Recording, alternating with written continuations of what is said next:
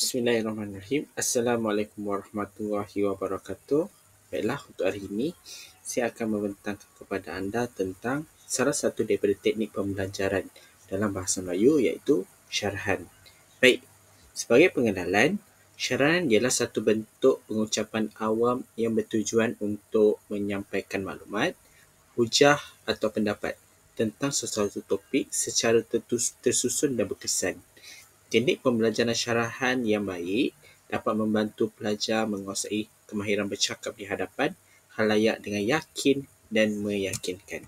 Baik, terdapat 4 objektif utamalah untuk teknik pembelajaran syarahan ini. Pertama adalah untuk kita menguasai kemahiran bertutur dengan jelas dan berkesan. Baik, dalam teknik menguasai kemahiran bertutur dengan jelas dan berkesan ini, ada 2 perkara lah yang kita akan beri perhatian. Pertama adalah untuk meningkatkan keyakinan dalam menyampaikan idea di hadapan khalayak. Dan yang kedua adalah untuk menggunakan nada suara, intonasi dan kelentangan yang sesuai. Kemudian kita lihat pula kepada objektif yang kedua, iaitu menyusun isi syarahan secara teratur. Dalam menyusun isi syarahan secara teratur ini, ada 2 perkara yang kita akan ambil perhatian lah. Pertama, untuk menggunakan struktur yang jelas, iaitu pendahuluan, isi dan penutup. Dan yang kedua adalah untuk menyampaikan hujah atau maklumat dengan susunan yang logik dan mudah difahami. Okey. Terus kepada yang ketiga, iaitu menggunakan bahasa yang tepat dan berkesan.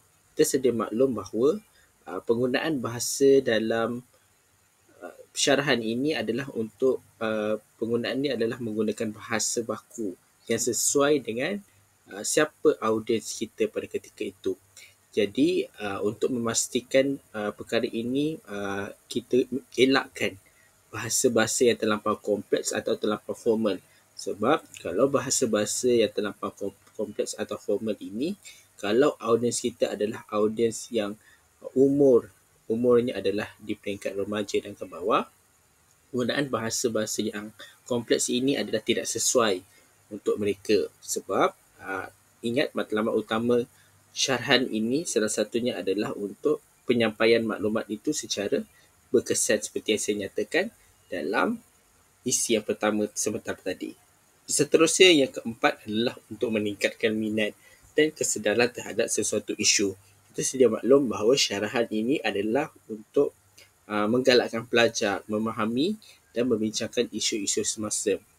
Jadi, syarahan ini akan menjadikan sebagai medium untuk menyampaikan idea dan pendapat seseorang. Baik, terdapat beberapa teknik pembelajaran syarahan lah. Baik, saya kongsikan yang pertama adalah untuk memahami tajuk dan matlamat syarahan, iaitu dalam memahami tajuk dan matlamat syarahan ini, kita akan mengenal pasti tajuk syarahan, tujuan penyampaian dan memahami mesej utama yang ingin disampaikan kepada pendengar. Kedua adalah untuk menyusun isi syarahan secara teratur.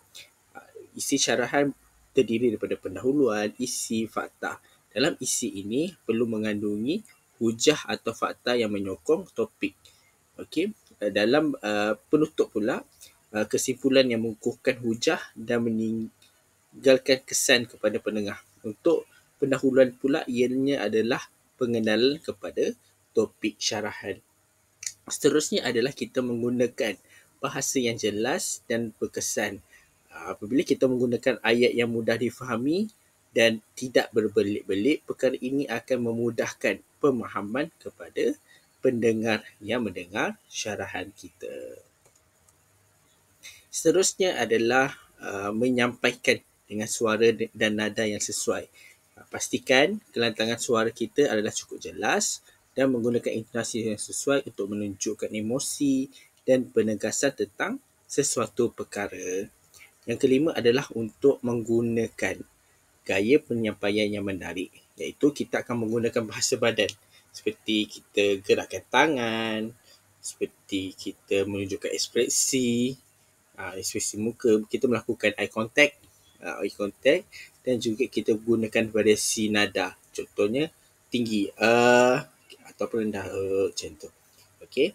Dan yang terakhir adalah untuk menyelitkan fakta dan contoh yang menyokong hujah, iaitu bila kita memberikan syarahan ataupun kita berkongsi syarahan yang kita sampaikan, perlulah diselitkan dengan penggunaan data, penggunaan statistik, penggunaan kajian, kata-kata tokoh, pendapat tokoh ataupun apa sahaja fakta-fakta yang menarik yang boleh untuk kita kongsikan kepada mereka, sebab syarahan ini adalah satu bentuk perkongsian yang berfakta yang untuk memastikan bahawa orang mengetahui apa sebenarnya isu yang disampaikan dengan hujah ataupun sokongan yang berpatutan.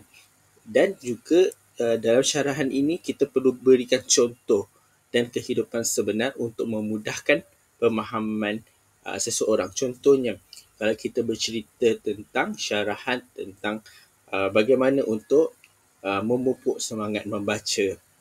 Jadi, bila kita bercerita tentang bagaimana memupuk semangat membaca, kita perlulah bagi contoh.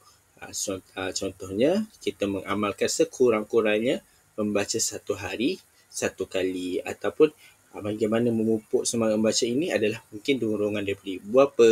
Ibu bapa menunjukkan contoh teladan yang baik. Apabila ibu bapa menunjukkan contoh teladan yang baik dengan amalan membaca, anak mereka juga akan ikut. Itu antara contoh-contoh yang boleh kita sesuaikan mengikut keadaan. Okey. Jadi, kita akan lihat pula kepada contoh teks berpidato lah. Okey. Untuk teks berpidato ini, saya ambil teks pidato berkaitan dengan bagaimana amalan membaca itu boleh berlaku dalam sesuatu perkara. Baik, anda boleh dengarkan dahulu. Tajuk dia adalah tentang kepentingan membaca dalam kalangan masyarakat. Baik, saya akan tunjukkan kepada anda satu demonstrasi tentang amalan membaca. Okey, kita mulakan.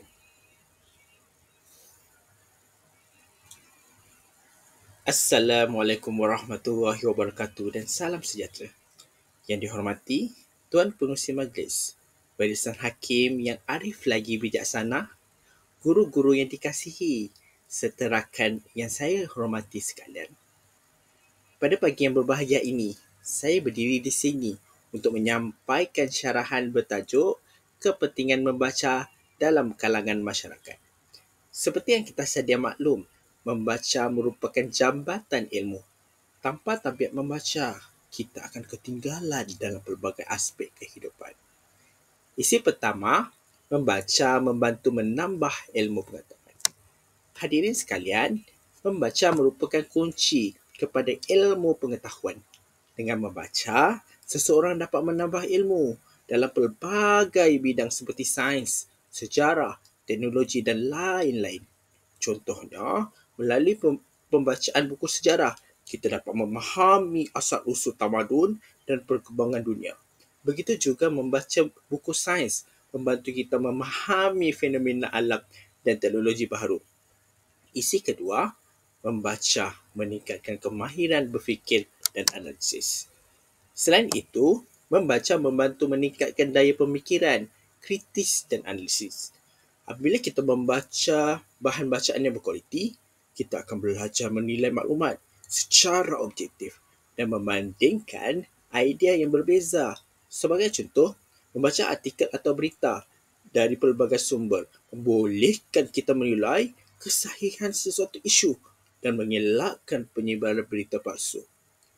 Isi ketiga, membaca memperkaya bahasa dan kemahiran komunikasi. Seterusnya, membaca juga membantu dalam memperkayakan bahasa dan meningkatkan kemahiran berkomunikasi. Individu yang banyak membaca mempunyai pembendaharaan kata yang luas dan mampu menyusun ayat dengan lebih baik. Sebagai contoh, pelajar yang rajin membaca novel dan akhbar biasanya lebih mahir dalam menulis kalangan dan berkomunikasi dengan lebih berkesan. Hadirin yang saya hormati, kesimpulannya, membaca merupakan aktiviti yang amat penting dalam kehidupan seharian. Membaca bukan sahaja menambah ilmu pengetahuan, malah ia juga meningkatkan daya pemikiran dan memperkaya bahasa kita. Oleh itu, marilah kita membaca bersama-sama, menjadikan membaca sebagai budaya dalam masyarakat agar kita menjadi bangsa yang berilmu dan maju. Sekian, terima kasih. Baik, itu adalah contoh syarahan. Itu sahaja daripada saya. Sekian, terima kasih.